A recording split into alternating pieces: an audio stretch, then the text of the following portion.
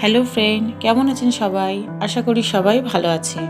আজকে আমার চ্যানেলের রেসিপি পাস্তা। আমি স্বাধীনতা দিবস উপলক্ষে এই রঙিন পাস্তাটা রান্না করেছি ঘরোয়া উপকরণ দিয়ে এবং খুবই সিম্পলভাবে আমি রেসিপিটা করেছি। বন্ধুরা, খেতে কিন্তু হবে অসাধারণ যদি এইভাবে রান্নাটা করেন। বড় থেকে বাচ্চা সবারই কিন্তু এই পাস্তা রেসিপিটা পছন্দ হবে। সামান্য কিছু জিনিস দিয়ে এবং কম সময়ের মধ্যে কিন্তু বন্ধুরা এই পাস্তা রেসিপিটা তৈরি হয়ে যাবে। তো কথা না বাড়িয়ে আসুন দেখে নিই আমি রান্নাটা কিভাবে করছি। প্রথমে দেখুন আমি পাস্তাটা নিয়ে নিয়েছি। পাস্তাগুলো একটু পাতলা পাতলা ছোট ছোট আছে। তো আমি এর মধ্যে বড় কাপের 1 কাপ মতো জল দিয়ে দেবো।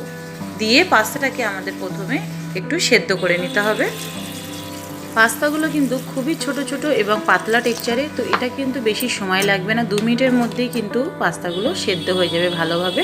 তার থেকে বেশিক্ষণ রেখে দিলে কিন্তু নরম হয়ে যেতে পারে। আমার পাস্তাটা এখানে সেদ্ধ হয়ে গেছে, আমি ছাঁকনির মধ্যে নামিয়ে নেব। গ্যাসে কড়াই বসিয়ে দিয়ে কড়াইটা গরম হয়ে গেলে এর মধ্যে আমি দিয়ে দেবো সর্ষের তেল। আপনারা চাইলে সাদা তেলেও কিন্তু রান্নাটা করতে পারেন। আমি সর্ষের তেলেই পুরো রান্নাটা করব। সর্ষের তেলটা একটু স্প্রেড করে দেবো।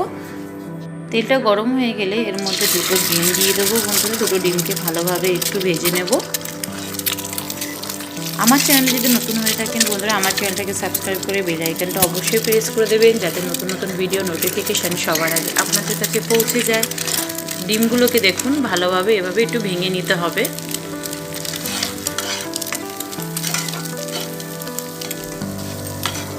এইভাবে যদি রান্না করেন রেসিপিটা খুবই কম সময়ের মধ্যে তৈরি হয়ে যাবে। বড় থেকে বাচ্চা সবাই কিন্তু আনন্দ করে এই রেসিপিটা খাবে।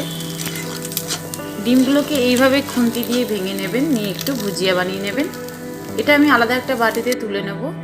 সেই কড়াইয়ের মধ্যে দিয়ে দেবো সামান্য একটু তেল। তেলটা গরম হয়ে গেলে একটা বড় সাইজের পেঁয়াজ আমি কুচি করে দিয়ে দেবো।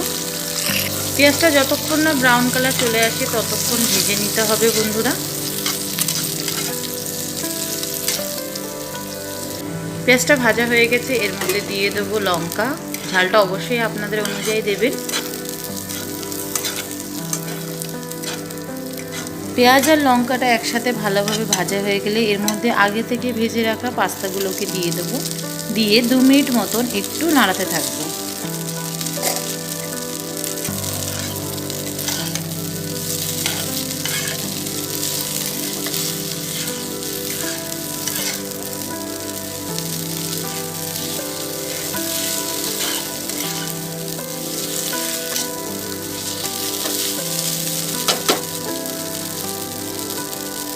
এবার এর মধ্যে আগে থেকে ভেজে রাখা ডিমের ভুজিয়াটা দিয়ে দেবো।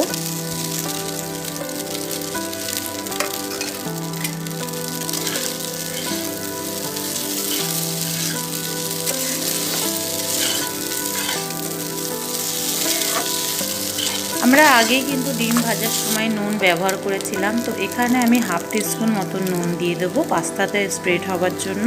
এবার এর মধ্যে দিয়ে দেবো 1 চামচ মতো ভিনিগার আর দিয়ে দেবো 1 চামচ মতো সয়া সস। এই সয়া সস ভিনিগারটা দিলে কিন্তু একদম পাস্তাটা খেতে হবে দোকানের মতো।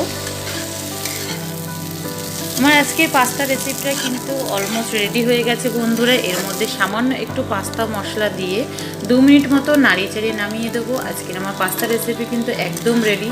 তো ভিডিওটা পুরো দেখলে তো বুঝতেই পারবেন যে পাস্তাটা কত ইজিভাবে এবং কত কম টাইমের মধ্যে রান্না হয়ে গেছে। আর খেতেও কিন্তু বন্ধুরা হবে অসাধারণ। সকালে বা বিকেলে বাচ্চারা বায়না করলে কিন্তু এরকমভাবে কম টাইমের মধ্যে পাস্তা রেসিপি রান্না করে দিতে পারেন। বাচ্চারা কিন্তু খুব আনন্দ সহকারে এই রেসিপিটা খাবে। আপনাদের কাছে অনুরোধ রইল বন্ধুরা ভিডিওটা পুরো দেখার জন্য। ভিডিওটা পুরো দেখে যদি আপনাদের ভালো লাগে অবশ্যই একটা লাইক করে দেবেন। দেখা হবে বন্ধুরা নেক্সট ভিডিওতে।